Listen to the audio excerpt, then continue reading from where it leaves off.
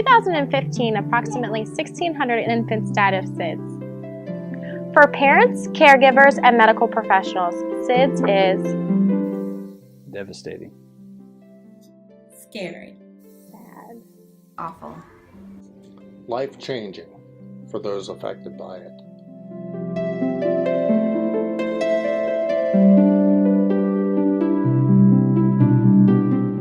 As a caregiver of infants, SIDS makes me watch the children a little bit more closely, pay attention to their breathing patterns, and make sure that each child I put away in their crib for a nap or something to that effect is sleeping on their back. Safety is my top concern. As a care provider, when working with infants, you take into consideration how SIDS impacts and how you can do your part when laying them down to rest. It is certainly something that I think about on a regular basis. Put my kids to bed, and every little while I'd go back in the room just to check, just to make sure nothing happened. Not that there's anything you can do about it, but just to be certain. It's a lifelong effect on families. It affects the mother and fathers, and it affects grandparents, and it affects the siblings of those left behind. It's something that is always in the back of your mind.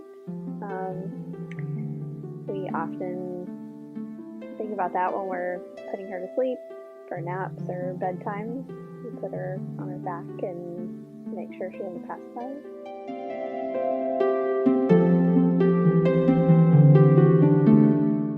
Always remember to lay your infants on their back to sleep. Use a pacifier. If possible, breastfeed your infant. Share with your infant, but don't bed share. Visit your child's doctor for well baby visits and routine checkups. Always use a crib with a firm mattress. Wake up your infant if they've been sleeping longer than 2 or 3 hours.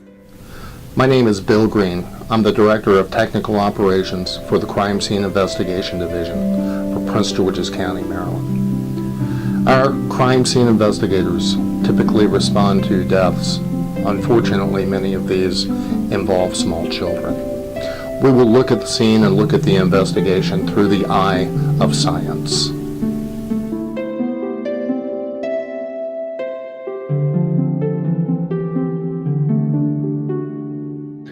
Never have fluffy blankets, comforters, or stuffed animals or pillows in the child's crib. Never overheat the infant by using excessive clothes or room temperature. Or smoke or drink during your pregnancy. Do not sleep with your infant. Do not let your baby sleep in an adult-sized bed. Knowing the risk factors and following the guidelines could potentially save an infant's life.